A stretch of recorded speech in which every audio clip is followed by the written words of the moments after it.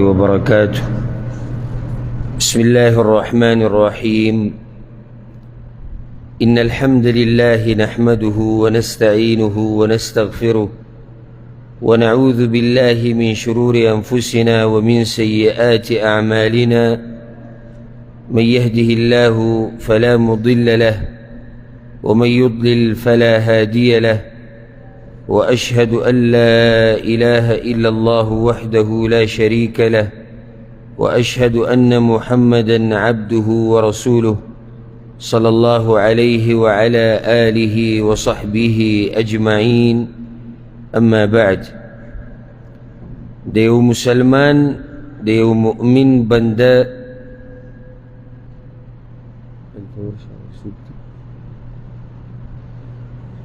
دیو مسلمان دیو مؤمن بنده خویونه بیانیدو د قرآن و د حدیث پرنا کی. آغا مؤمنان آغا مسلمانان چی آغا رب العالمین کامیاب کری دی دنیا و آخرت کی. دی دا پار دا خویونه و صفات بیانیگی چی دا منگ پزان کم راولو او اللہ منگم پا آغا کامیاب و خلقو کشمار کی. پا دغه سلسله کې 15 صفات د مؤمنانو بیان شیو او په آخرنی بیان کې دا خبره په تفصیل سره بیان شوی وه چې د نیکانو بندگانو منځونه داسې نه وي چې هغه بې سوچ او بې فکری او یا پای کې خشوع عجزي او سکون یا اطمینان پکې نه هغوی یې ټونګې نه وي، بلکې دا غوی په منځ کې عجزي سکون اطمینان پکې قرآن کې سوچ کوي. دا کم اذکار چې وي پای کې سوچ کوي. دې باره کې ښه تفصیلي خبره هغه بیان شوې وه بحمد الله و توفیقه. شپږم صفت د مؤمنانو چې هغه قرآن او حدیث کې بیان شوی دی هغه دا چې دوی د شپې په صبرخه کې رب العالمین ته ودریږي، منځونه کوي، جړاګانې کوي، دعاګانې غواړي چې هغې ته قیام اللیل ویلی کېږي. د شپې ودرېده، قیام د ودرېدو ته وي، اللیل شپې ته وي. نو قیام اللیل معنی ده د شپې ودرېده الله ته. څنګه ودرېده؟ یعنی مونځ کول چې هغې ته تهجد هم وي. مؤمنان بندگان نیکان دوی د شپې تهجد کوي، دوی قیام کوي، دوی الله ته ودریږي. او مخکې دا صفت بیان شوی چې مؤمنان بندگان د منځونو خیال ساتي. نو دا کیدی نشي چې یو سړی د فرض منځه خیال نه ساتي او ډېرې تهجد کوي او دا تهجد بیا دله فایده هم نه ورکوي. لکه یو سړی فرض منځونو کې کوتاهي کوي او وایي زه جي تهجد ډېر په پابندۍ سره کوم، نو موږ وایو دغه تاله فایده نه درکوي. ځکه چې حدیث کې راځي چې د الله سبحانه وتعالی په عباداتو کې هغه عبادات ډېر خوښ دي کوم چې الله په دې بندګانو فرض کړي دي. دا د الله ډېر خوښ دي ځکه چې الله پې فرض کړي دي او لازم کړي دي. بیا په هغې پسې نفلي عبادات راځي. دې نفلي عباداتو یو فایده دا ده چې دې سره هغه کمې پوره کېږي، کم کمې چې د انسان نه شوی په فرضي عباداتو کې. لکه موږ دا منځونه کوو، دا فرض منځونه لازم پکې موږ نه کوتاهي به کېږي او کیدی نشي چې موږ دا منځ بلکل د الف نه د یا پورې ښه برابر او بلکل پکې څه کوتاهي نه، یو څه غلطي نه، یو څه سوچ او فکر هم پکې نه غلط شوی. دا کیدی نشي، انسان کمزوری. خو دا کوتاهي بیا پوره شي په نفلي منځونو باندې. کله د انسان نه دا فرض منځ لیټ شي، قصدن یې نه لیټ کوي، د عذر د لاسه ترې لیټ شي، کله داسې بل څه خبره راپېښه شي، نو دغه کمې هغه پوره کېږي په نفلي عباداتو سره. نو چې اوس یو سړی فرضي عبادات کوي نه، نو دی د څه کمې پوره کوي؟ لکه اوس داسې خو هم نشي کېدی چې زه فرض عبادات نه کوم او ډډه مې تهجدو ته لګولې ده چې تهجد به زما ټوله قصه حل کړي. دا خو هم د نه منلو خبره ده. تهجد ته لاله فایده درکوي چې ته فرض عبادات کې، فرض منځونه کې، خو که به هغې کې بیا څه کمې تا نه شوی، کوتاهي او به لازم شوي، هغه رب العالمین په دې سره پوره کوي. او تهجد نور هم ډېرې فایدې دي چې هغه به بیانېږي. نو دا خبره چې زه د نفلي عباداتو ډېر خیال ساتم او فرضي عبادت نه کوم دا عجیبه خبره لکه تاسو ته ما یو کس یاد کړی زه ورسره په خپله میلاو شوم مشر سړی و نو ما ورته نصیحت وکړو د مانځه نو ما ته وایي چې یاره مانځه کې خو زه ډېر کمزوری یم فرض مونځونو کې ها البته وی د ساخ مونځ او د تهجد مونځ نه پرېږدم فرضي مونځونو کې زه کمزوری یم اکثر رانه پاتې شي نه کوم خو دومره ده چې ساخ مونځ نه پرېږدم او تهجد نه پرېږدم دا عجیبه خبره ده د فرضو خیال نه ساتم او نفلي عبادتو زه ډېر خیال ساتم نو دا نفلي که یو سړی وم نه کي بلکل خو دومره ده چې هغه اوچتو مؤمنانو کې به نه شمارېږي نور ګناهګارېږي خو به نه فرض چې ونه کې فرض مونځ چې یو سړی بلکل پرېږده خو کفر ته پېوځي او چې کله کوي او کله نه کوي په غټه ګناه کې اخته دی په ډېر یعنی خطرناک ځای کې دی چې کیدای شي کفر ته واوړي والعیاذ بالله نو اولنۍ خبره په سر کې دې باره کې تفصیل شوی چې مؤمنان بندگان د دې فرض و منځونو ډېر خیال ساتي او بیا نارینه په جوماتونو کې خیال ساتي اوس دلته به خبره د قیام اللیل په باره کې کوو دا یاده کړئ چې قیام اللیل د دې حکم دا دی چې دا مضبوط سنت دی سنت مؤکده چې ورته وایي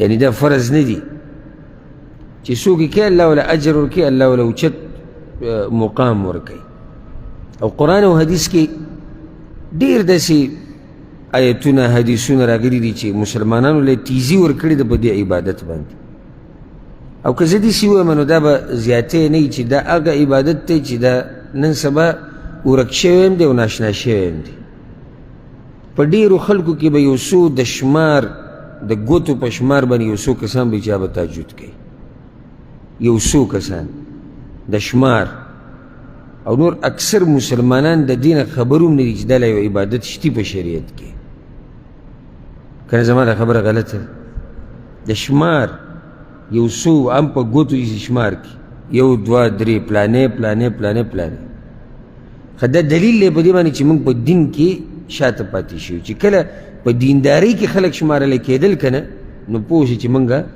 موږ شاته تللي یو که نه موږ مخکې تللي د سلفو په وخت کې به کله چې دینداري په زور او شور کې وه په هغه وخت کې به تعجب په هغه چا باندې کېدو چې هغه به بېدینه و یعنې داسې به ویلی کېدو پلانې او پلانې تهجد نه کوي پلانې او پلانې یو څو کسان دي هغوی تهجد نه کوي موږ اوس شمارو پلانې او پلانې کوي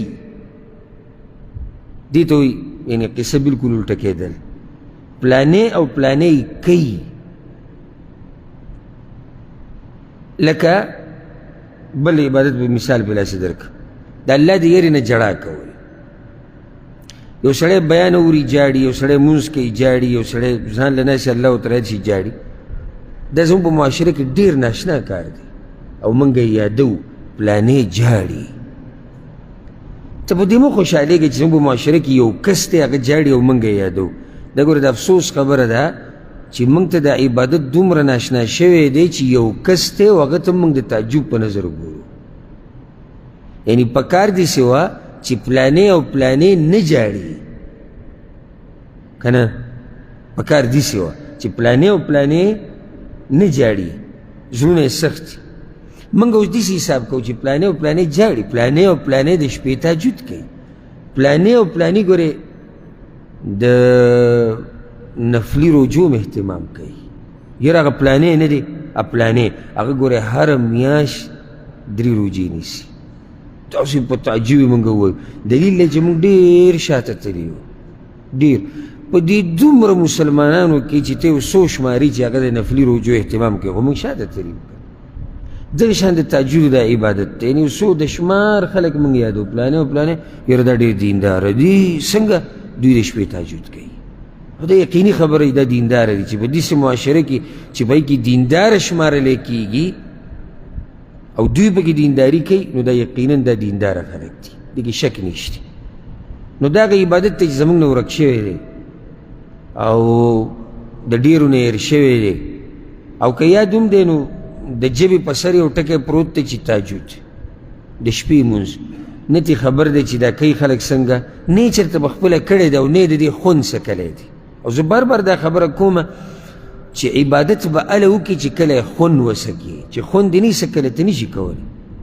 لکه ته ودې او ستا سره یو بل انډیوال ګاونډي هغه هم اوده دی، دوه کسان اوده دي، ښه په ډوب خوب کې، ښه په جوور خوب کې. دا یو راپاسي حالانکې مزدورۍ لم تلی دی، کار لم تلی دی، ستړی هم دی، کیدای شي بیمار ومي. دا یو راپاسي سهار مانځه ته نږدې ګنټه مخکې، نیمه ګنټه مخکې یا د هغې نه هم مخکې راپاسي او الله ته ودرېږي. دا ګران کار دی، اسان کار نه دی، دا ښه ګران کار دی. خوب به خرابې، خپل خواهشات به خښې، دا ټول هر څه به ته کې او ته به راپاسې. دا اسان کار نه دی، دا ګران دی، خو چې الله یې چاته اسان کړي. ولې دی دا ګران کار کوي؟ ځکه چې ده په دې کې خون موندلی دی. د هر عبادت یو خون، لکه داسې مثال یې واله نږدې، تاسو اوس دا بیان اورئ ناستې، ګنټه خواوشا کېناسته په جومات کې، دا هله سړي ته اساني چې کله الله توفیق ورکړي، او دویم چې کله یو سړی په دې کې خون ومومي، چې خوند یې واغستو د درس د بیان د دین د زده کولو، دا بیا ته وړې خبرې ښکاري. تپوس ته هغه ونه کړه چې کوم بهر دی جومات خوا کې دی او دوه قدمه دی جومات ته نشي راتلی، ځکه چې هغه د دې خون نه دی څه کړی. ښه بازار کې یو سړی ګرځي، خون یې څه کړی.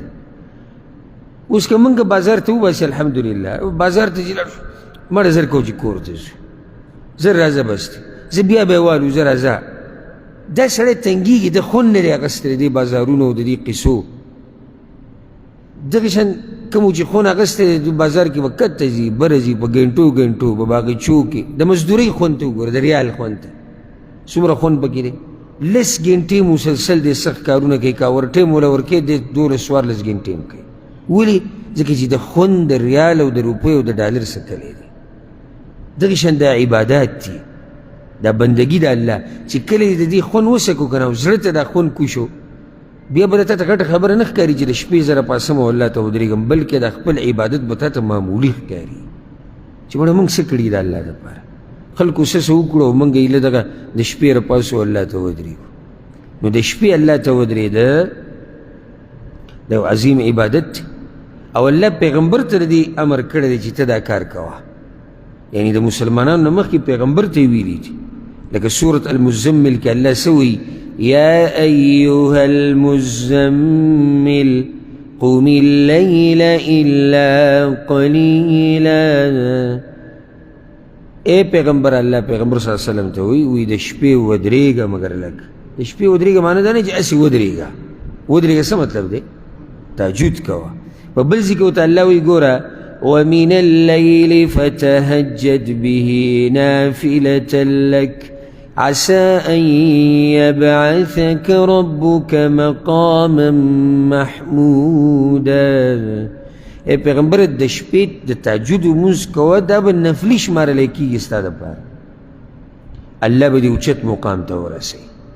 په تهجد سره سړی اوچت مقام ته رسوي. زه ته انشاءالله فضایل بیانوم، تاسو به واورئ حیران بشي. رب العالمین د مؤمنانو شان ذکر کړی دی. واوره الله وی انما یؤمن بآیاتنا الذین اذا ذکروا بها خروا سجدا وسبحوا بحمد ربهم وهم لا یستکبرون. مؤمنان هغه خلک دي چې کله د دوی په مخ کې د الله د آیتونو تذکیره وشي او الله ورته رایاد کړی شي او د الله د قرآن تلاوت یا کوي یا یې واوري، دوی په سجدو پرېوځي او د الله پاکي بیانوي، د الله حمدونه بیانوي، دوی تکبر نه کوي. دا صفات په دې کې بیان شو. مخکې الله څه وایي؟ تتجافى جنوبهم عن المضاجع. الله وایي د دوی دا اړخونه چې دي دا د طلایانو نه جدا کېږي. مطلب د دوی دا بدن دا د شپې په یو حصه کې د طلایي نه جدا کېږي. جدا کېږي مطلب دا دی چې دوی د شپې الله ته ودرېږي او لمونځ کوي. ښه دوی ولې د طلایانو نه جدا کېږي؟ دا بیماران دي، که نه دوی له خوب نه ورځي، که نه د دوی څه دنیوي کارونه نه نه، ښه ځوان سړی به په سره ځوانۍ کې ښه ډېر خوب به له ورځي، ښه روغ رمټ دی، ښه طلایي ته یې زړه کېږي، ښه کمبل ته یې زړه کېږي، کېدای شي خوا کې ورسره ښه ځمي، دا هر څه چې دی پرېږدي. ولې؟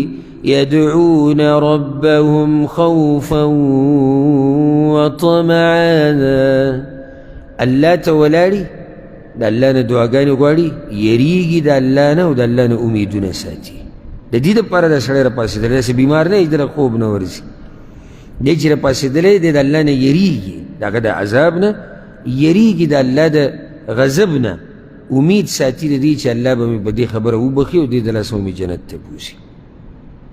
ومما رزقناهم ينفقون. او الله هلته بل صفت دا ذکر کړی دی، څه چې علما ورکړي د هغې نه مال لګوي. دا صفت په دې پسې را روان دی، پته نشي کېدی چې نن وخت نه وي. هسې دا فایده یاده کړي چې دلته الله دوه عبادات ذکر کړو. کم کم؟ نه چې ودرېږي دعاګانې غواړي، دا خو یو عبادت شو. بل څه ذکر شو؟ صدقې کوي. یو تهجد کوي، دویم صدقه کوي. ګوره دا د مؤمن شان دی. ولې دې تهجد سره صدقه ذکر شوه؟ یاده کوي فایده. دا مونځ داسې عبادت ته چې فایدې صرف تا ته میلاوي که نه؟ ته چې د شپې تهجد کوې خو ځان له دې وګټله. مؤمن صرف هغه عبادت نه کوي چې ده ته به کې فایده رسي، مؤمن ورسره هغه عبادت هم کوي چې نورو ته دې فایده رسي. نو ځکه د الله په در کې خرچه هم لګي. او دا بعض ما لیدلي دي ډېر داسې د دې مانځه اهتمام به ډېر کوي، د ذکر او اذکارو ډېر کوي، او د دغه عباداتو نه لرې دی چې نورو ته به کې فایده وي. که د الله په لار کې د مال د لګولو دی ورته ووایي طبیعت یې خرابېږي، که بل څه داسې یو کار دی ورته ووایي چې بهکې نورو مسلمانانو ته فایده ده، د هغې نه ځان لرې ساتي. نه، مؤمن به هغه عبادت کوي چې ځان ته ترې فایده رسي، او هغه عبادت به هم کوي چې امت ته به کې فایده رسي او د امت دپاره به کې خیر. ښه، دا الله د مؤمنانو شان ذکر کړی. بل ځکه الله د مؤمنانو شان ذکر کړی دی. ګوره، وعباد الرحمن. عباد الرحمن د الله خاص بندگان. رب العالمین د دوی ډېر صفات ذکر کړي، او الحمدلله زما په دې باندې بیانونه مشتي صفات د عباد الرحمن ما ټول ذکر کړي ښه په تفصیل سره. یو صفت په هغې کې دا ذکر شوی دی، والذین یبیتون لربهم سجدا وقیاما. د رحمان خاص بندگان هغه دي چې دوی شپه تېروي په سجدو کې او الله ته په ودرېدو کې. دا د دغه بندگانو خاص صفت دی. زه درته یو فایده ذکر کړم. وعباد الرحمن. عباد الرحمن یعنې د رحمان ذات خاص بندگان. بندگان خو ټول د الله دي، خو دوی پکې څه دي؟ خاص دي. خاص ولې دي؟ ځکه چې دوی په خاصو اوقاتو کې د هغه سره تعلق ساتي. یو عام تعلق دی، د ټولو دی. ټول مسلمانان وایي زموږ په الله باندې ایمان دی، او چې پکې داسې دیندار یې هغه جومات ته هم راځي فرض مانځله، ظاهري عبادت. نو دا ظاهري تعلق دا د ډېرو مسلمانانو شتي د الله سره. خاص تعلق د الله سره دا د خاصو بندګانو دی. د شپې په توره تیاره کې الله ته ودرېده، څوک تاییدي؟ انسانانو کې تا نه څوک خبرېږي؟ ډېر مسلمانان پکې داسې دي دینداره چې د هغوی نه د هغوی بچي او ښځه دا ته هم نه خبرېږي چې دی د شپې پاڅېدلی مانځله. پاتې لا ملګري او انډیوالان، یعنې صحابه کرام چې به کله د یو بل سره کېناستو رضوان الله علیهم اجمعین، د یو بل نه به دا خبره پټوله را پټوله. خو الله څه وایي؟ سیماهم فی وجوههم من اثر السجود. الله وایي د مخونو کې نښې وي د سجدو. یو تفسیر دا دی چې د شپې به دومره تهجد کړي چې سهار به دا مخ زیړ و، د هغې نه به ښه صفا پته لګېدی د شپې تهجد کړي، اگر که دی دا خبره پټوي را پټوي. زمونږ کوي نه چې ته وکړي یو سهار له ټول قوم ته قصه بیان کړي، وایي موږ خو چې بس منګه د شپې جو دا لږ ته کې عبادت چې کړی د هغه دې په یادولو دومره دې باد کو چې قصه دې وله ټوله ختمه کړه. د شپې یو سړی الله ته ودرېږي څوک یې نه ویني، دی چا ته ولاړ دی؟ الله ته ولاړ دی. دې کې د ریاکارۍ څه شک شتي؟ دی چې را جاړي دې کې د ریاکارۍ څه قصه شتي؟ دی چې را تلاوت کوي، دی چې را اوږده سجده لګوي، دی چې را اوږده رکوع کوي، دې کې د ریاکارۍ څه شتي؟ نه. ګوره خاص وخت کې دی الله ته ولاړ دی، خاص عبادت کوي، ځکه دی په عباد الرحمن کې راځي. وعباد الرحمن. ها، دا صفات الله ذکر کړي دي د مؤمنانو په سورة الفرقان کې. دا صفات چې کله ختم شي الله په آخره کې څه وایي؟ أولئك يجزون الغرفة بما صبروا ويلقون فيها تحية وسلاما. الله وی دوی ته به ناشنا کمرې ملاویږي په جنت کې اولئک یجزون الغرفة ولې یا الله بما صبروا ځکه صبر یې کړی زه هغه نورو صفاتو له نظم د عباد الرحمن ډېر صفات دي خو صرف د تهجدو باره کې به خبر وکړو بما صبروا په تهجد کې صبر شته ښه ډېر د څه نه صبر د خوب نه ځان صبرول د خواهشاتو نه ځان صبرول د ښځې نه ځان صبرول د پستې طلایي نه د یخ ایسي نه د ښایسته موسم نه بیماری ستړی په ملا دي درد دی سهار به کار له وختي ځي دا ټولې قصې شاته غورځول او الله ته ودرېده دا لوی صبر غواړي که نه صبر نه غواړي غواړي ځکه خو ډېر نه کوئ دا حقیقت دا صبر غواړي ځکه الله وي بما صبرو دوی ته چې به جنت کې دا دنګې او ښایسته ښایسته کمرې میلاویږي دا د صبر د لاسه او د الله له طرف نه به ورته سلامونه ویلی کېږي د ملایکو له طرف نه قرآن کې بل ځای کې الله د مؤمنانو شان ذکر کړی دی د متقیانو بندگانو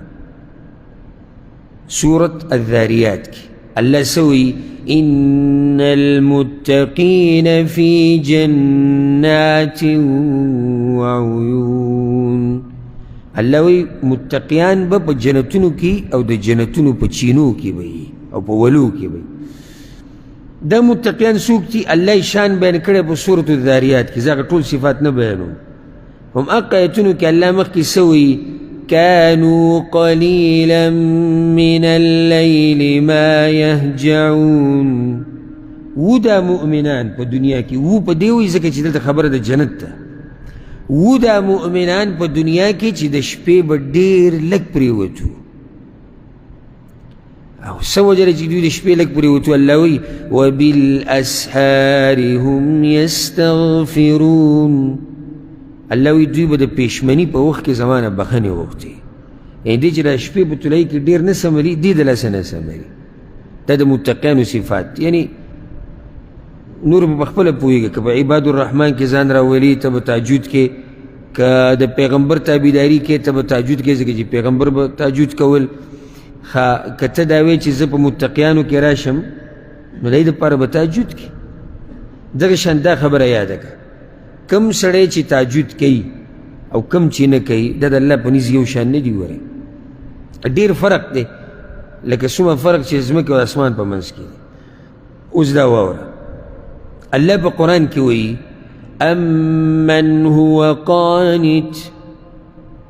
أمن هو قانت آناء الليل یو سړی دی ولاړ دی ټوله شپه عجزی سره الله ته ولاړ کوي څه دا چې د شپې عجزي کوي الله ته ساجدا وقائما الله وایي یا په سجده کې دی یا ولاړ دی یعنې منځ کې یا سړی ولاړ یا سجده کې رکوع کې ولې یا الله اخر دا سړی یعنې د شپې را پاسولی څه شی دی چې دومره ښایسته خوب یې پرېښودی دی او دلته ولاړ دی الله ته الله وایي يحذر الآخرة ويرجو رحمة ربه الله وی د آخرت نه یریږي او زما د رحمت امید ساتي ځکه د شپې ولاړ دی څوک چې د آخرت نه یریږي لازم هغه د خوب یعنی هغه ته چین او سکون نه میلاویږي په دنیا کې او ځکه حدیث کې راځي کنه پیغمبر صلی الله علیه وسلم وایي زه به څنګه خوشحاله شم او زه به د دنیا نه مزې څنګه واخلم او اسرافیل علیه السلام شپېلۍ تیاره په خوله کې نیولې ده د الله انتظار کوي چې کله ورته الله اجازت وکړو هغه به د شپېلۍ کې پوکې کوي ژوندي زړه والا چې دې خبرې ته سوچي د دنیا نه مزې نشي اخیستی او که مزه علي هغه داسې وختي توري بیا ختمه شي دا دینداره سړی دې د آخرت ته سوچ مزو ته نه پرېږدي او نه په دې دنیا کې جوور ورننوځي که دنیا کوي سرسري کوي ځکه د هغې نه بغیر ژوند نه تېرېږي مزدوري سرسري ښځې او بچو سره محبت سرسري خو د ښځې او بچو سره محبت د پیسو سره محبت د مزدوري د دنیاداري دا د دومره نشي خرابولی چې د آخرت نه مصروفه کړي مخکې الله څه وایي قل هل يستوي الذين يعلمون والذين لا يعلمون اے پیغمبر تپوس کوي د خلکو نه چې چاته پته یي او چاته پته نه یي، د دواړه یو شان دي؟ نه. دې په تفسیر کې ډېرې خبرې دي، خو یو ده چې چاته پته یي د تهجدو او چاته پته نه یي د تهجدو، د دواړه یو شان دي؟ نه دي یو شان. ورب الکعبه چې دا یو شان نه دي. یو سړی شپه تېروي په غفلت کې، په خوبونو کې، یو سړی شپه تېروي په جړاګانو کې، په منځونو کې، کوم ځای کې دا یو شان دي؟ یو سړی شپه تېروي په موبایل کې، په فیسبوک کې، په ټیک ټاک کې، په یوټیوب کې. یو سړی شپه تېروي د قرآن په تلاوتونو کې، په دعاګانو کې، په اوښکو تویولو کې. دا چېرته هم یو شان نشي کېدی. یو سړی شپه تېروي د ملګرو سره په ګپ شپ کې، په تاویلو ماویلو کې، په خنداګانو کې، په ټوغو ټقالو کې. یو سړی شپه تېروي الله ته ولاړي، خپې وپړسېږي، زنګونانې دړ شروع کړي، په ملای دړلی شي. دا چېرته یو شان نشي کېدی. یو سړی فلمونو ته ناستي، یو سړی تاش ته ناستي، یو سړی کریم بورډ ته د شپې ناستي، یو سړی د شپې ناستي بل څه کوي، په کې مصروف وي. یو سړی د شپې الله ته ولاړ دی، کله سجده، کله رکوع، کله تلاوت، کله الله یادول. چېرته دا یو شان نشي کېدی که نه؟ یو شان کېدی شي؟ نشي کېدی یو شان. او څنګه به یو سړي له خوب ورشي دې ټیم کې، خصوصا د شپې په د اخرنۍ برخه کې. او حدیث کې راځي په صحیح بخاري صحیح مسلم کې دا حدیث دی، پیغمبر صلی الله علیه وسلم وی ينزل ربنا تبارك وتعالى كل ليلة إلى السماء الدنيا. زمونږ رب هر شپه د دنیا د اسمان ته راکوزېږي، څنګه چې د هغه د شان سره ښایي. حين يبقى ثلث الليل الآخر، کله چې د شپې د اخرنۍ درېیمه حصه پاتې شي. الله سوي من يدعوني فأستجيب له، من يسألني فأعطيه، من يستغفرني فأغفر له. څوک زمانه څه غواړي چې زه ورله ورکړم، څوک دعا غواړي چې ورله قبوله کړم، څوک بخښنه غواړي چې ګناهونه ورته وبخم. نور روایتونو کې راځي څوک توبه وباسي چې توبه ورله قبوله کړم. چاته څه مشکل دی چې حل یې کړم ورله، د چا رزق تنګ دی چې د خپلو خزانو نه یې ورته پراخې کړم. اوس چې کم ټیم کې الله د دنیا اسمان ته راکوزېږي او سړی وده کېږي، مناسب هم نه دي که نه مناسب دي؟ تاسو ته ما قصه ذکر کړی و د یو عالم او داعي، یاده به وي تاسو ته انشاءالله. هغه عالم په یو پروګرام کې دا خبره کوله، ما ته اورېدلې وه، عربی عالم دی. وی زما مور د ډېر عمر ده، ډېره کمزورې ده، او هغه د شپې تهجد نه پرېږدي. نو یې ما ورته یو ورځ نصیحت وکړو چې ګوره دا تهجد دا فرض نه دي. نو کله که تاسو ته موقع میلاو شي، طبیعت هم برابري، یو 2 رکاته 4 رکاته کوه. کله چې درته موقع برابر شي او طبیعت دې برابر وي، خو دا هره شپه ستاسو دا راپاڅېده او ته بیمار یې، عمر دې زیات دی. وی ما ته یې وی چې زویه دا خبره ما اورېدلې ده چې پیغمبر وایي چې الله د دنیا اسمان ته راکوزېږي کله چې د شپې اخرنۍ برخه پاتې شي، او وایي چې زما نه څوک څه غواړي زه ورله ورکوم، دا دي که نه؟ وی ما ورته وایي چې دا خو ثابت دی. نو بیا ما له حیا راځي، الله به وایي چې زه یې دومره خواله ورغلی وم او دوی را پام نسېدو.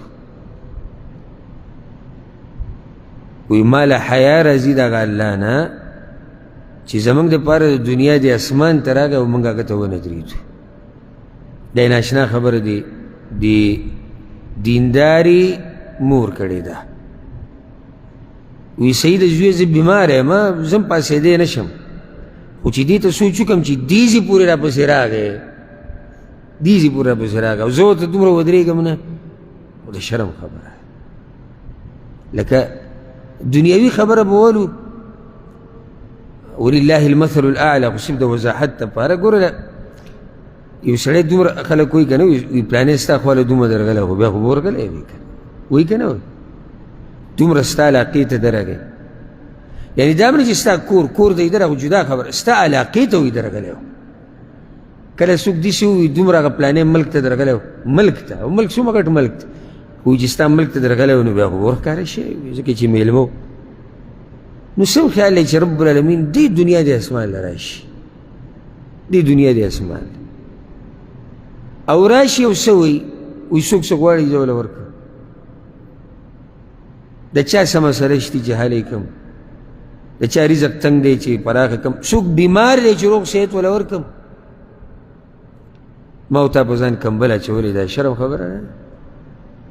بیا چې موږ راپاسو نو بیا ګرځو په مالدارانو پسې، په دنیادارو پسې چې اوس ته د مزدورۍ سیستم هم برابر شي، یا په مولیانو پسې چې موږ له وظیفې راکړي چې دا کار شارټ کټ وشي. ته څه ګرځي په دنیادارو پسې او په مالدارانو پسې، او د یو په در او د بل په در کم ټیم کې چې الله وایي چاته څه مشکل شته چې زه وله حل کړم، هغه ټیم کې الله ته ولې نه وایي؟ چې الله ته ووایي چې حل کوي که نه حل کوي. ورب الکعبه، زه پرې قسم خورم دا بعض خبرې ښکاره کول ښه نه وي، ما ته مناسب نه ښکاري او نه دا مسلمان سره ښه ښکاري، خو دا د تجربې خبره ده چې د شپې دې الله ته د زړه د کومې نه یو خبره وکړه که نه چې الله دا زما حاجت دی او فریاد دی ورته وکړو، دا خبره در الله پوره کوي. او چې پیغمبر ووایي په دې کې به شک وي؟ چې پیغمبر ووایي الله داسې وایي په دې کې شک شته؟ روایت حدیث په صحیح بخاري صحیح مسلم کې دی، شک پکې شته؟ نشته پکې. په صحیح بخاري صحیح مسلم کې چې کوم حدیثونه دي کې څه شک شته؟ دې کې چې څوک شک کوي دی په خپله ټول ګډوډ دی، ځکه شک پیدا شوی دی په دې حدیثونو کې چې هغه په صحیح بخاري صحیح مسلم کې. نو خبره کې شک نشته، شک بیا په موتا کې دی، مسله موتا کې ده که نه؟ مشکل موتا کې شو که نه؟ دکې چې هلته خو حدیث واضح دی، موتا نه راپاسو، موتا یې الله ته نه وایي، نو مشکل من کې دی که مشکل د پیغمبر په دې خبره کې دی؟ مشکل موتا کې دی. اسی چې موتا قیامت په ورځ الله ته ودرېږو که نه، او زمونږ د ګناهونو دا بوج راشي او دا تلې د ګناهونو دا ډکې شي او الله دې نه کوي او الله دې موږ معاف کړي ټول. خو که چېرته داسې وشي او موږ د ارمان کوو چې الله موږ معاف کړي، ټول به د ارمان کوي په هغه ورځ، او تا ته الله دا ووایي چې زه خو د دنیا د اسمانه پورې درغلی وم او تا ته مې ویلو چې څوک توبه وباسي زه وله قبوله کړم، ته په هغه ټیم کې ولې نه وي؟ ته په هغه ټیم کې ولې بخښنه نه غوښته؟ دې الله ته به څه وایي؟ څه جواب شته؟ داسې څه جواب شته چې ته پرې ځان د دې خبرې نه وباسې او ملامته نه شي؟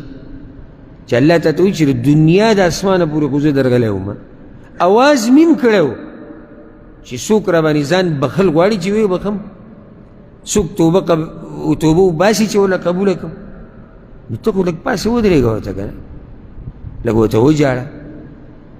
او د شپې په دې عبادت کې چې څومره خوند دی، په الله مې دې قسمي، دا چې ټول خلک ودی که نه او ته الله ته ولاړې هر څه غلي، او ځکه الله په قرآن کې څه وایي د شپې د منځه مبارک کې إن ناشئة الليل هي أشد وطئا وأقوم قيلا. الله وایي د شپې د ودرېدو کې کمال دا دی چې د زړه او د ژبې کنیکشن برابر وي. ولې کنیکشن برابر وي؟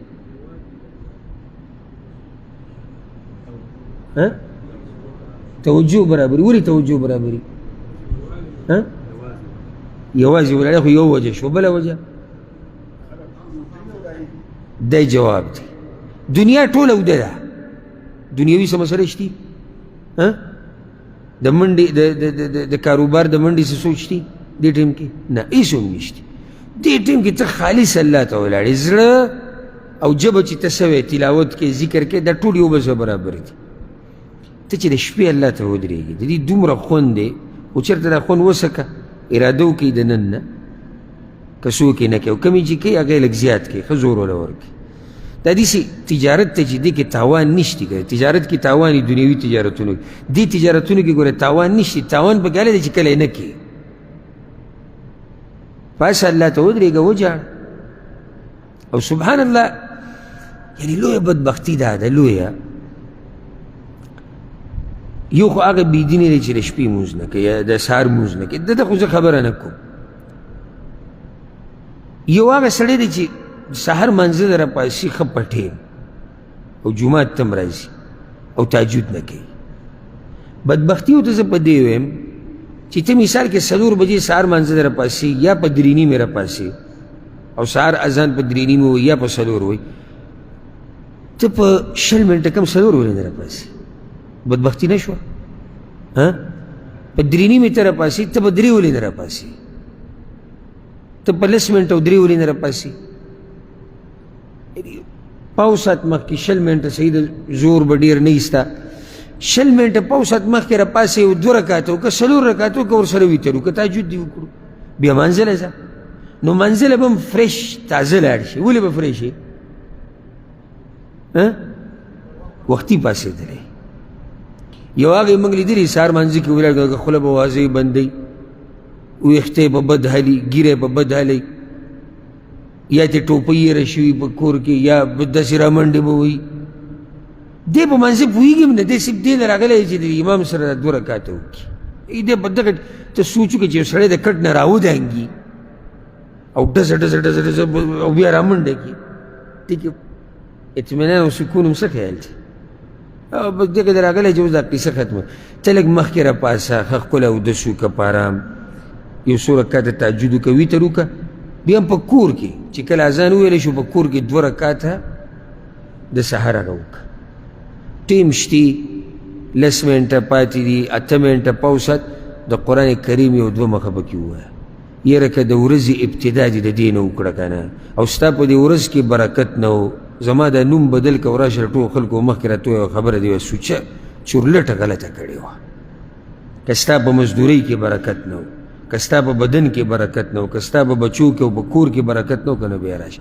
ځکه چې دا خبره الله او د الله پیغمبر کړې ده او په دې کې شک نشته. نو چې ته یعنې لا ښه دی چې منزل راغی، دا پکې ښه سړی دی، او چې لمونځ ونه کړي او دی بیا راشي دا شکایتونه کوي چې یاره مزدورۍ مزه نشته او د ژوند مزه نشته او کور کې مسرې دي او کور کې دا کوم ځای نه به برکت راشي؟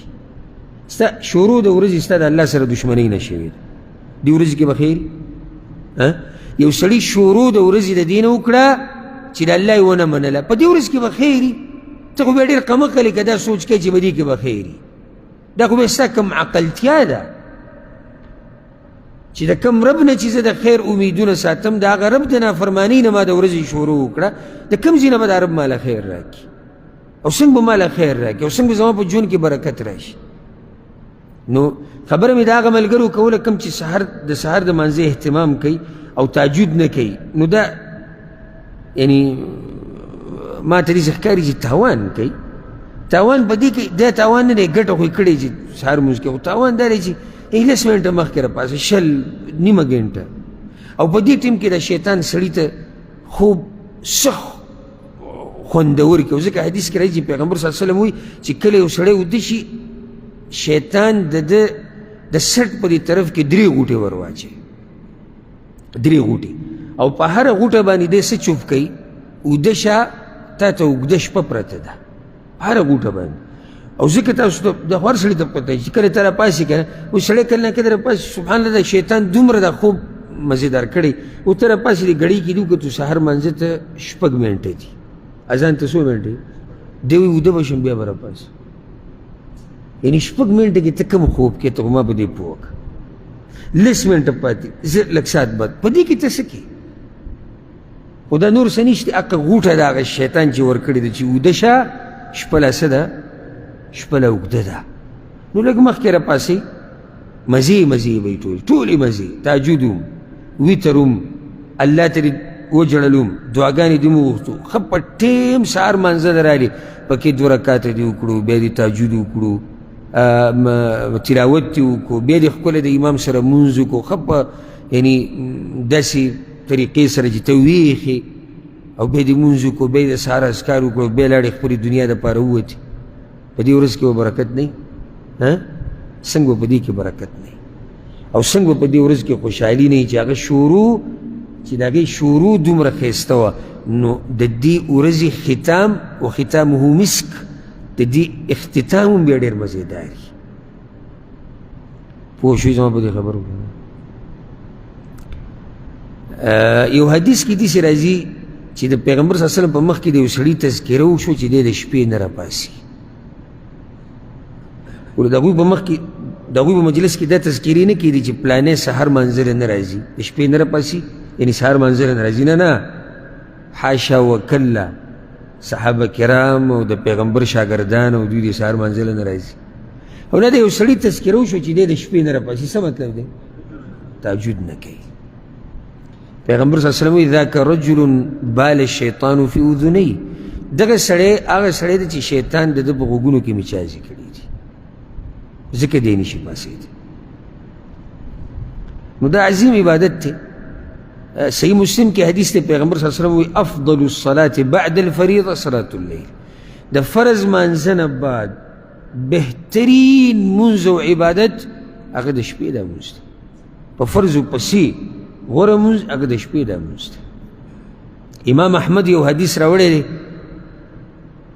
پیغمبر صلی الله علیه وسلم وایي ان فی الجنة غرفا، په جنت کې ناشنا کمرې دي، تمره ناشنا دي چې ترى ظهورها من بطونها و بطونها من ظهورها. دا داسې ناشنا کمرې دي چې دننه کښېنې نو بهر دته هر څه ښکاري، بهر نه دننه هر څه ښکاري، داسې شفاف پړقېدونکي صفا کمرې دي. بس دغه ځای پورې پیغمبر صلی الله علیه وسلم خبره وکړه. فقام اعرابي، یو بانډچي پاڅېدو، وی لمن هي یا رسول الله، دا کمرې د چا دپاره دي؟ قیمتي سوال دا دی، یعنی دا بانډچي ډېر هوښیار سړی دی، د کمرو خو موږ ته پته ولګېده، خو د دې نه اهمه دا ده چې دا د چا دپاره دي. لکه دا طبیعت چې عامو د مسلمانانو وي چې د جنت په باره کې څه واوري دا ورله ډېره مزه ورکوي چې جنت کې به څه وي، او څه به ورته تپوسونه هم کوي چې جنت کې به دا څنګه کېږي او دا به څنګه کېږي او دا به څنګه او دا. یو قیمتي سوال دا دی چې دا جنت دی د چا دپاره، که نه؟ قیمتي نه دی؟ دا ډېر اهم دی چې ته په تفصیلاتو کې پرېوځې. لکه هغه بانډچي راغی پیغمبر صلی الله علیه وسلم خواله، وی یا رسول الله قیامت به کله؟ دا هم داسې سوال دی چې عام انسانان مسلمانان یې ډېر خوښوي. قیامت نښې به څه وي، قیامت ته نږدې به څنګه کېږي، قیامت به کله راځي، او په دې موضوع چې بیان کړي د خلکو ته انتهایي په توجه ناسي، که نه؟ ډېر په توجه ورته ناسي، او توجه له ورکول پکار دي ځکه چې غټه ورځ ده. خو د دې نه یوه اهمه خبره، پیغمبر صلی الله علیه وسلم بیا څه وخت بعد اواز وکړو هغه ته بانډچي کښېنه چې کله سوال وکړو، جواب یې لپاره ټیم ورنه کړو. بیا څه وخت بعد پیغمبر صلی الله علیه وسلم وچی شو، هغه سایل هغه تپوس کوونکي هغه ودرېدو، یا رسول الله زه یم، وایي څه تیاری دې وله کړې ده که چې تپوسونه کوي؟ اهمه نقطه دا ده، څه تیاری دې وله کړې که چې تپوسونه کوي؟ هسې دا تپوسونه کوي چې قیامت به کله راځي، او یا تپوس کوي چې د قیامت ته راتلو څه نښې دي، او قیامت به راځي څنګه، او د حساب کتاب به څنګه کېږي، او دا به جو څه کېږي، او دا به جو څنګه. یو بل اهم سوال هم دی که نه، هغې طرف ته ستا ذهن کې څه نه ځي، تا تیاری کړی هغې دپاره؟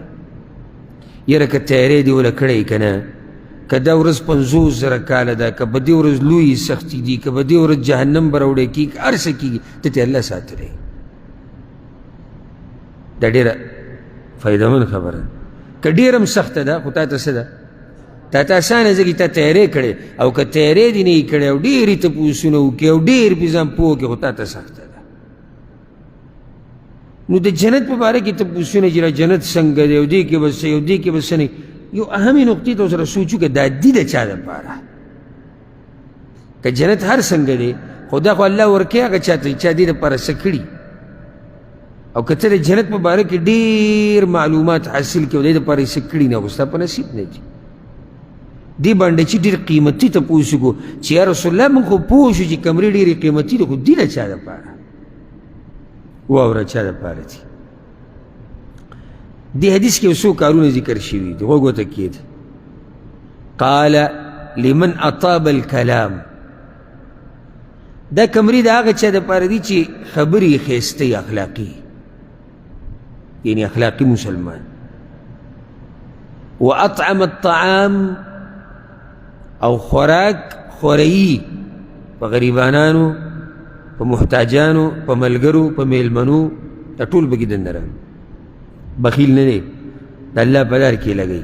وادام الصیام، درېیمه صرف فرض روجو ته نه دی پروت، فرضي روجې چې ختمې شي نو بیا دې نفلي روجې هم نیسي. څو خبرې شو؟ درې. وصلى باللیل والناس نیام، او د شپې مونځ کوي په داسې وخت کې چې خلک وده پراته وي.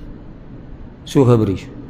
کمې ښایسته اخلاق، خوراک په خلکو خورئ، نفلي روجې نیسي، شپې تهجد کوي، دغه قیمتي، دا ښایسته، دا مزېدارې کمرې د الله درته نصیب کوي. ښه دا څلور کارونه ګران دي؟ هېڅ ګران نه دي. چې څوک کوشش وکړي او د الله نه وغواړي، څه پکې ګران شته؟ ښایسته اخلاق، خلکو له خوراک ورکول د وس مطابق، نفلي روجې نیسه. نفلي روجې دا هم نه چې هره ورځ روژه نیسه، هفته کې 2، میاشت کې 3، یو روژه دې ونیوه، 2 منیسه بیا دې ونیوه، 3 منیسه بیا دې ونیوه. دا مطلب دی. مطلب دا دی چې دی ټول کال په روجو کې څه مصروف وي. دا مطلب نه چې دی روزانه روژه نیسي، دا هم آسان کار دی. نو د شپې راپاسي الله ته ودرېږي چې خلک ودی. لازم نه چې د شپې به راپاسي دی به 60 رکاته کوي او 40 به راپاسي 4 رکاته کوي، 2 کوي، خو راپاسي الله ته ودرېږي. نو دا فضیلت دی د دې. او ځکه یو حدیث کې داسې هم راځي د عبدالله بن سلام رضی الله عنه روایت دی، امام ترمذي امام ابن ماجه راوړی. تاسو ټول جنت ته ننوته غواړئ که نه؟ غواړئ که نه؟ ټول دا وایي چې موږ جنت ته لاړ. دا پیغمبر صلی الله علیه وسلم د طریقه ښیي. یا ایها الناس، ای خلکو، افشو السلام، سلام خور کوي. سلام خور کوي څه مطلب دی؟ په یو بل باندې سلامونه اچوي. تاسو سره پته شته صحابه کرامو طریقه څه وه چې کله به په لار روانو، او دا پیغمبر صلی الله علیه وسلم حدیث کې هم ذکر کړي دي، وایي چې کله 2 مسلمانان رواني دي، حدیث ته غوږ کېده، او په منځ کې دیوال راغی، کاڼی راغی، او بیا یو بل سره ملو شو، بیا به سلام کوي. زمونږ هغه یو ورځ بعد به سره ملو شي، او دې ګونې ته بدله دي چې ګور پرون یې موږ ملو شوي، بیا سلام ته څه ضرورت. یا مثال کې چېرته د یو لاړ یو طرف ته، بل لاړ بل طرف ته، یو ځای اوسي، څه وخت بعد د یو بل سره ملو شو، د یو بل نه بلکل جدا شوي دي، سلام په یو بل نه اچي. بلکې قیامت نښو کې یو دا ذکر شوي دی چې خلک به سلام په هغه چا چې څوک پېژني، چې څوک پېژني. زه درته دا وایم چې دا خو هغه دور دی چې هغه پېژني، په هغه سلام نه اچوي. او پښتنو کې خو لا ډېر داسې دي چې سلام په ځای څه وایي؟ په خیر علي. لکه چې دومره په خیر علي وایي، خو سلام ووایه، ورپسې په خیر علي ووایه. افشو السلام، سلام خور کوي، د جنت ته تلو لار ده. دویم، واطعموا الطعام، په خلکو خوراک کوئ، غریب، یتیم، مسکین، محتاج، ملګری، میلمه، خپلوان، بچي، ښځه، مور پلار، دا ټول پکې دننه راغلي، په دوی خوراک کوئ، خرچې پې کوئ. وصلوا الارحام، او خپل ولی پالی. وصلوا باللیل والناس نیام، او د شپې مونځ کوئ چې خلک ودی. تدخلوا الجنة بسلام، جنت ته په سلامتیا سره ځئ. دا د پیغمبر طرف نه ګارنټي ده. څو کارونه یې څلور، څوک به ذکر کړي؟ سلام خور کړي، خلکو باندې خوراک، خپل ولیانې پالئ، د شپې تهجد کوئ.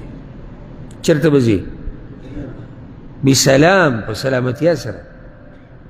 د هر قسم تکلیف نه په سلامتیا کې چې هغه په قیامت کې دی، ته به جنت ته واوړي. ابو امامه الباهلي رضی الله عنه روایت ته امام ترمذي راوړی، غوږ ورته کېږدي. پیغمبر صلی الله علیه وسلم وایي علیکم بقیام اللیل، د شپې دا مونځ ګورئ کوئ، د دې خیال کوئ. فانه دأب الصالحین قبلکم، څومره نیکان خلک چې تیر شوي دي که نه، څومره نیکان، که هغه د دې امت دي او که هغه د پخوانو امتونه دي، هغه ټولو به د شپې تهجد کول. وقربه الى ربکم، وقربة لکم الى ربکم، او دې تهجد د لاسه به تاسو نږدې شئ خپل رب ته. ومغفرة للسیئات، د دې تهجد سره به الله ستاسو ګناهونه ورېجي. ومنهاة عن الاثم، او د دې تهجد د لاسه به تاسو د ګناهونو نه منع شئ. څو خبرې شوې؟ بیا څلور، څوک به ذکر کړي؟ تهجد کوئ ځکه چې رب ته به نږدې شئ. بس دا ماده ووایي، ګناهونو نه به بچ شئ. او ستاسو ډېر اوچت دماغ دی، ما که څه په انګلیش کې ووایي.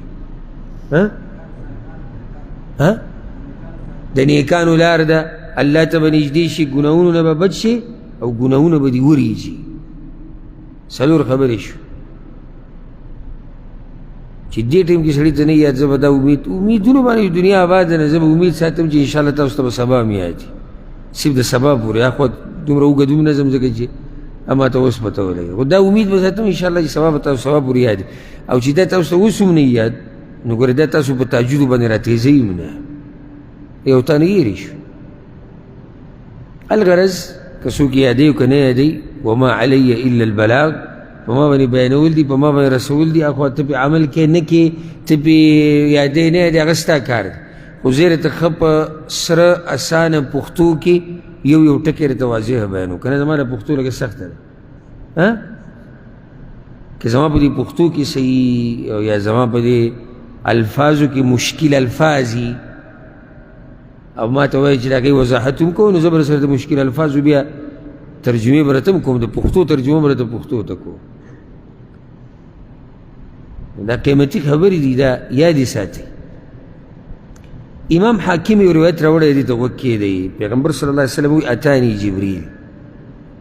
جبریل علیه السلام په ما پسې راغی وی ما ته وی چې یا محمد صلی الله علیه وسلم عیش ما شئت فانک میت دا ناشنا خبرې جبریل کړي دي وی ما ته وی چې یاده که دا خبره چې څومره ژوند تېرې که خو یاده که چې مرې به دا زموږ دپاره اوچت نصیحت دی ګورئ که ته په دې تمه پروت یې چې زه به شپېتو ته رسم او اویا ته به رسم لا وخت شتي نه شپېته اویا نه سل 200 کزا خو بیا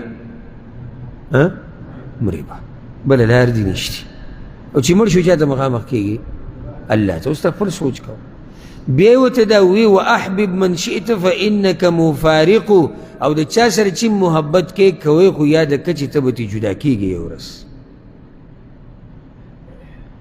نو چرته د چا سره په محبت کې مطلب دا چرته چا سره محبت کې دومره ورنه ننوځي چې خپل آخرت تباه کړي ځکه چې همیشه لپاره ورسره پاتې کېدو علم نه لازم به ترې جدا کېږي زموږ نه څومره خواږه خپلوان ملګري جدا شوي چې موږ سره محبت پلاران د ډېرو نه تلي دي په بچو باندې سر قربانو ته جدا شوي میاندې تلي دي د چا نه بچي جدا شوي دي چا نه رونه د چا نه خویندې چا نه ښځې د ښځو نه خاوندان ملګري دا محبتونه د دنیا ده د دې دپاره نه دي چې ته د دې دلاسه خپل دین خراب کړي دا ساته خو دا ورسره هم یاده ساته چې ته به د دې سړي نه جدا کېږي بیلتون به لازم راځي دا حتمي فیصله ده بیلتون به راځي نو بله دا یاده که واعمل ما شئت فانک مجزی به پیغمبر صلی الله علیه وسلم ته جبریل ووی چې څه کې کوه خو یاده که چې بدله به درته میلاویږي ډېر ښکلې خبره ده چې څه کې کوه ښه هوښیاران دي ټول په ریال او په روپیو په ډالر موږ پوهېږو که نه پوهېږو په حالاتو باندې او په ټیک ټاک او په فیسبوک او په انټرنیټ باندې پوهېږئ که نه پوهېږئ نورې په دې نه پوهېږي چې دا عمل ما تباه کوي او که ما جنت ته بوځي په چې څه کې کوه خو یاد یې که چې څه چې م کې د دې به راته بدله میلاویږي یا ښه یا بده هغه ستا خپل کار دی بیا ورته دا ووی واعلم او دا یاده که ان شرف المؤمن قیامه باللیل پیغمبره یاده که دا خبره د مؤمن ټول عزت د شپې په تهجدو کې پروت دی څه مطلب دی چې شپې په تهجدو کې عزت پروت دی او نو څه څنګه پکې عزت پروت دی او صحیح شو پوه شو عزت د شپې په تهجدو کې څنګه دی څوک نشي چې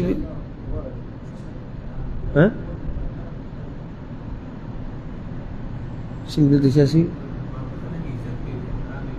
بارک الله فیک کم سړی چې د شپې تهجد کوي رب العالمین به خلکو ته عزتمن کړي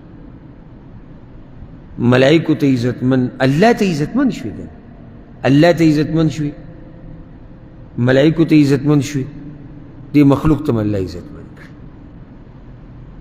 وعزه استغناؤه عن الناس او د مؤمن عزت په دې کې پروت دی چې د خلکو نه ځان او د خلکو سره چې کم مالونه او کم دنیا یې د هغې نه ځان بې پروا کړي څه ناشنا خبره جبریل علیه السلام کړې وی د خلکو سره چې کومه دنیا ده چې د دې نه ځان بې پروا کړو ته به ښه عزت منې که نه زیده که نه ده اوس که د چا مال ته پسخېږي او یا د مال دپاره خواله ورځي بیا به دغه عزتي ده کوم چې اوس دی او چې څومره د دې خلکو د دې دنیا نه او د مال نه او د دې قصو نه ځان لرې ساتي دومره به عزت مني نو جبریل علیه السلام څو خبرې ذکر کړي کمې چې څه کې کوه بدل به میلاوي او چې څومره ژوند تیرې که مرګ به راځي چې چا سره څومره محبت کوي که خو جدا کېږي به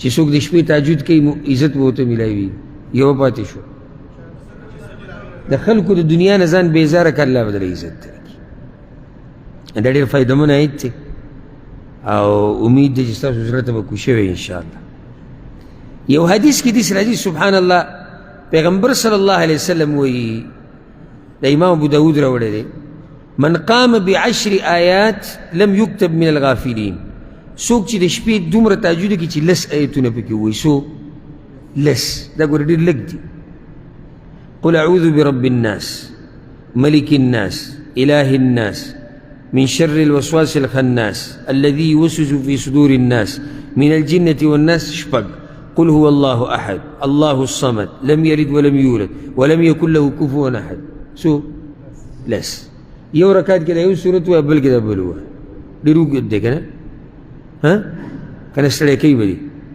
چا چې دا ووایي دی د غافلانو د لیست نه ووتو پیغمبر صلی الله علیه وسلم ومن قام بمئة آیه کتب من القانتین او څوک چې پکې سل آیته ووایي په تهجدو کې الله به دې په هغه خلکو کې شمار کړي چې کم عجزي کوونکي دي او د الله په مخ کې خشوع کوونکي دي یعنې د ده مرتبه به اوچته ده ومن قام بألف آیه او چا چې زر آیتونه ووایي کتب من المقنطرین هغه کسانو کې به شمارلی شي چې خزانې ول الله ورکړي اوس دا خزانه څه ده نو یو حدیث کې داسې راغلي د امام طبراني راوړی والقنطار خیر من الدنیا وما فیها او دا خزانې داسې دي چې دنیا او دنیا کې چې څه وي د هغې نه غوره دي چې څو آیته ووایي زر آیته دا ته فایده ذکر کم امام ابن حجر رحمه الله دا خبره ذکر کړې ده وی د تبارک الذي بیده الملک نه والا د سورت ناس پورې دا زر آیتونه دي څو سپارې شو دوه تبارک الذي نه والا دې نه یو کم دېرشمه سپارې شروع کېږي سورت ناس پورې دا زر آیتونه دا چې چا ووي دله به الله خزانې ورکوي نو د دې منځه ډېر اهتمام کوئ ښه د دې وخت شروع کېږي د ماسخوتن د منځه نه بعد اکثر ملګري تپوس کوي تهجد ټیم کم وي ماسخوتن د منځه نه بعد وخت شروع شو سحر د راختو پورې او غوره وخت یې کم یو دی سحر ته نږدې طریقې سره دوه رکعته کوه چې څومره کولی شي خو د پیغمبر طریقه څه وه ویترو سره به 11 رکعته کول 11 رکعته که څوک یې زیاتې څوک شل کوي 14 کوي 13 کوي 40 کوي کمی یې 8 کوي 6 کوي 4 2 ټول جایز دي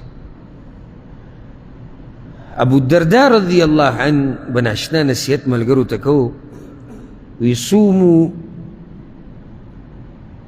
یوما شدیدا حره دا هغه ورځې روژه نیسئ په کومه ورځ چې ګرمي ډېره وي دا ګرمي چې ډېره وي دغه ورځې لسي چلی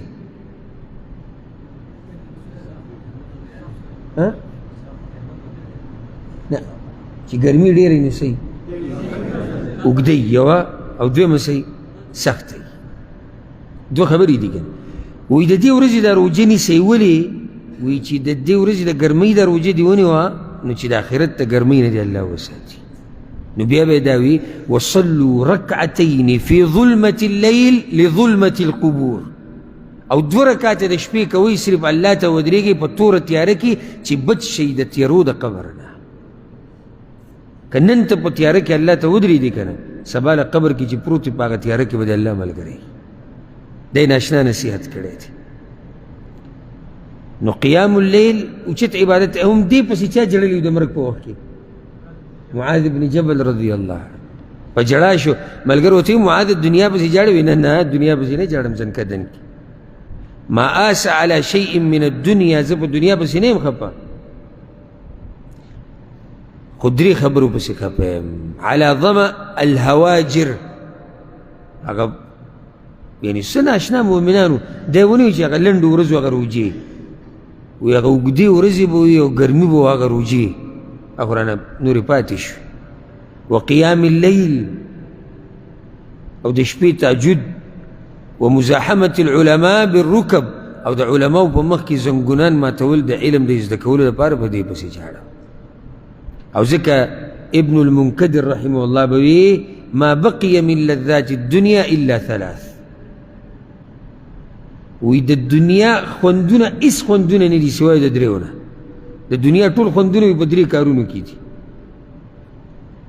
قیام اللیل د شپې تهجدو کې خوند دی ولقاء الاخوان او هغه ملګرو سره ملاقاتونه چې د الله دپاره یو سره ملګرتیا وي والصلاة فی جماعه او فرض مونځ په جمع کې کول ټول خوند په دې درې کارونو کې دي نو د دې ډېر اهتمام کوئ او دا جذبه په سړي کې څنګه راځي یعنې که ته چې هغه اسباب زه څنګه د شپې تهجد وکړم نو ټول اولنۍ خبره چې ستا نیت رښتینی او په ښه اراده دي رب العالمین توفیق درکوي والله چې د شپې ته اوده شي که نه او سهار د مانځه اراده دي دې سهار مانځله بغیر د ټلۍ او د ټلیفون او د چا د اواز نه سړی راپاسي که نه ځکه چې اراده دي پخی نیت دي رښتینی دقه شان د شپې چې اوده کېږي دا نیت وکړه اراده وکړه چې زه به د الله دپاره تهجد کوم الله به دله توفیق درکوي ورسره دعاګانې د الله نه وغوښته ځکه چې الله توفیق در نه کي نو دا کیلو کمبل چې معمولی یا د کیلو نم کم د دې اوچتول هېڅ چېرته ته نشي اوچتولی چې څو پورې الله توفیق نه یې درکړي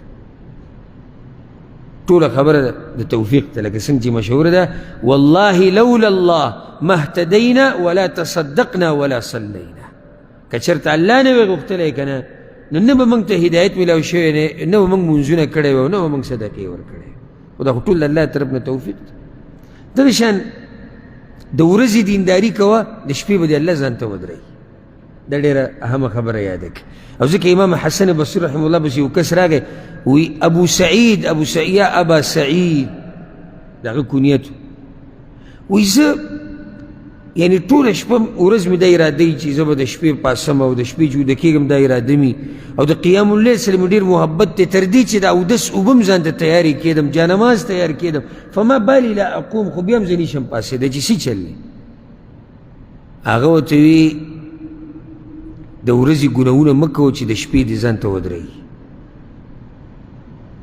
د ورځې ګناهونه مه کوه چې د شپې دې ځان ته ودرئ هغه رب ځان ته د شپې هغه څوک نه ودرئ چې د ورځې د هغه نافرماني کوي نو څومره چې ستا د ورځې ګناهونه وي دومره ته د شپې به کمزوری په تهجدو کې ځکه چې څنګه د ورځې ته د هغه نافرمانیانې کوې د شپې د هغه ته ځان ته ودرئ بیا خو دې نه ودرئ ځان ته نو یو دا اهمه خبره بله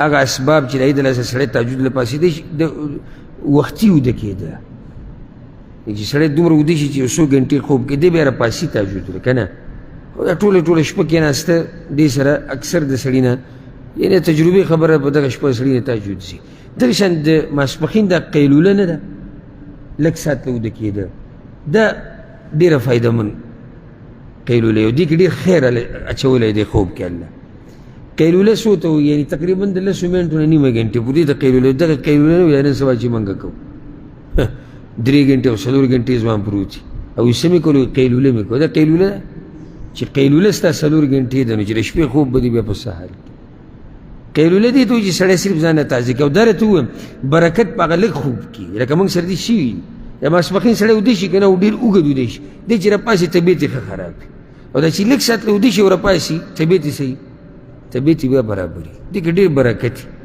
او ځکه د امام حسن بصري رحمه الله باره کې دا هم راځي چې هغه یو څه خلکو باندې تیر شو بازار کې او دغه د قیلولې دا وخت هغوی چغې والې او سامانونه یې خرڅول او راشه او درشه او بازار سم ګرم نو هغه ته تپوس وکړو دا خلک پکې خوب نه کوي نو هغه ورته نه دوی خوب خو نه کوي وی چې خوب نه کوي نو شپې ماته بده ښکاري. شپې بده ښکاري څه مطلب دی؟ شپې ټوله خوب دی، تهجد نه شي راپاسي. او ځکه بعضو آثارو کې دا راغلي چې د منافقت یوه نښه دا ده چې یو سړی په بازارونو کې د ورځې دی په بازارونو کې او په مزدورو کې چغې وایي او د شپې دی د منافقانو په شان پروتي لرګی په کټ کې پروتي. دا منافقت نښه ده. د شپې لرګی دی او د ورځې په بازارونو کې او په مزدورو کې څه کوي؟ چغې وایي. الله دې موږ د دې منافقت نه لرې ساتي. دا یو څو خبرې چې تعلق یې ساتو د عظیم عبادت سره. الله سبحانه وتعالی دې موږ له توفیق راکړي چې په دې باندې عمل وکړو، کوشش وکړئ، اراده وکړئ، د الله نه وغواړئ. او لازم نه دی چې اوږده تهجد کې د یو څو نه یې شروع وکړه، خون به یې والي او بیا به خپله ته اوږده کړي، تلاوت پکې کوئ. او دا راته فایده ذکر کوم چې قرآن ځان سره نیویم شي. که یو سړی وایي چې دا ماته یو 2-3 سورتونه یاد دي، زه به څنګه تهجد کوم او دا به څه اوږده شي. ښکلی ځان ته قرآن نیسه او ښکلې طریقه درته وښیم. د نن نه تهجد شروع کړه، برکتي شپه ده، د جمعې شپه ده، او شروع د سورې بقرې نه وکړه. یو څو مخه پکې ووایه، کوم ځای کې چې ودرېدې نښه پرې ولګوه. سبا د شپې بیا مخکې ووایه، تهجد هم کوه ورسره قرآن هم ختم کړه. څومره اجر دی. الله ته وژاړه پکې هم، دعاګانې مو غواړه، مسلې به دې هم حل شي، دنیا دې هم ښایسته شو، آخرت دې هم ښایسته شو. نو الله دې به موږ له د عمل کولو توفیق راکړي. هذا والله أعلم وصلى الله وسلم على نبينا محمد وعلى آله وصحبه أجمعين.